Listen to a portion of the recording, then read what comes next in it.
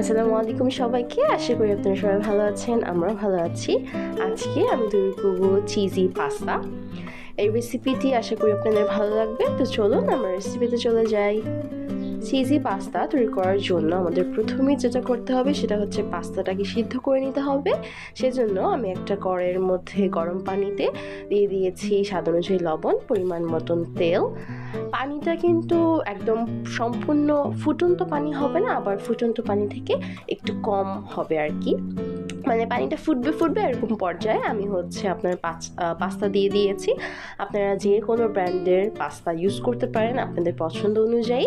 পাস্তাটাকে আমি একদম সম্পূর্ণ মানে একদম 100% সিদ্ধ করে নিব। একটু কম সিদ্ধ করে নিলেও প্রবলেম নেই।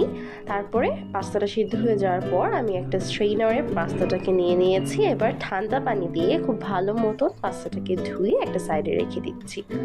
এখন আমি যেটা করছি, আমি এখানে নাগেট ভেজে নিচ্ছি। নাগেট আপনারা যে কোনো সুপার শপে পেয়ে যাবেন। নাগেটটা আমি বলবো যে এই রেসিপিতে ইউজ করতে হবে, মানে যদি আপনারা চান, মানে যদি একদম নাগেট আপনাদের হাতের কাছে না থাকে সেক্ষেত্রে চিকেন ইউজ করা যাবে। তারপর দিয়ে দিব মানে এখানে নিয়ে নিয়েছি আমি কাঁচামরিচ আর পেঁয়াজ, তারপর চিজ মাস্ট। এখন আমি যেটা করব, এই পাস্তাটাকে প্রথমে একটু ভেজে নিব। সেজন্য আমি একটা কড়াইয়ের মধ্যে পরিমাণ মতন তেলে দিয়ে দিয়েছি পেঁয়াজ কুচি। পেঁয়াজটা যখন একটু ভাজা হয়ে যাবে তখন আমি দিয়ে দিয়েছি কাঁচামরিচ, দিয়ে দিয়েছি স্বাদ অনুযায়ী লবণ। এবার যেটা করব, খুব ভালো মতন ভেজে নিব পেঁয়াজটা আর মরিচটা। একটু ভাজা হয়ে যাওয়ার পর আমি এতে একটা ডিম দিয়ে দিয়েছি। ডিমের উপরে আমি হালকা করে গোলমরিচের গুঁড়া দিয়ে দিয়েছি। এবার ডিমটাকে আমি স্ক্রাম্বল করে নিয়েছি। ডিমটা একটু ভাজা হওয়ার পর আমি দিয়ে দিয়েছি ম্যাগি মশলা। তারপর খুব ভালো মতন মিক্সড করে এর মধ্যে আমি পাস্তা দিয়ে দিয়েছি। পাস্তাটাও খুব ভালো মতন পেঁয়াজ কুচি আর কাঁচামরিচের সাথে মিক্সড করে আপনার পাস্তার প্যাকেটের সাথে যেই মশলাটা দেয় আমি সেই মশলাটা আর টমেটো সস দিয়ে দিয়েছি। এখন দিয়ে দিচ্ছি চিজ আর ভেজে রাখা নাগেট। সবগুলি নাগেট আমি এখানে ব্যবহার করতেছি না, আমি কিছু নাগেট রেখে দিয়েছি পরবর্তীতে ব্যবহার করার জন্য।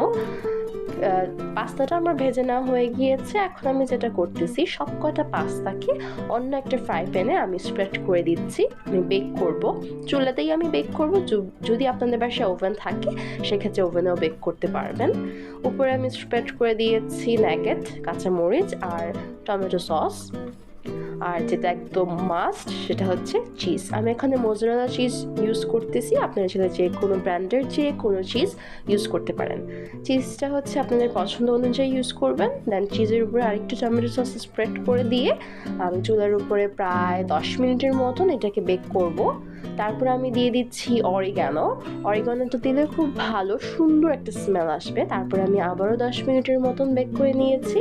তৈরি হয়ে গিয়েছে আমার চিজ বেকড পাস্তা।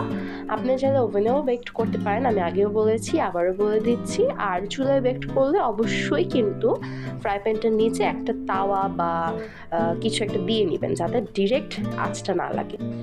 পাস্তাটা কিন্তু তৈরি হয়ে গিয়েছে। ভালো লাগলে অবশ্যই একবার হলেও বাসায় ট্রাই করবেন। সবাইকে অনেক অনেক ধন্যবাদ ভিডিওটি দেখার জন্য।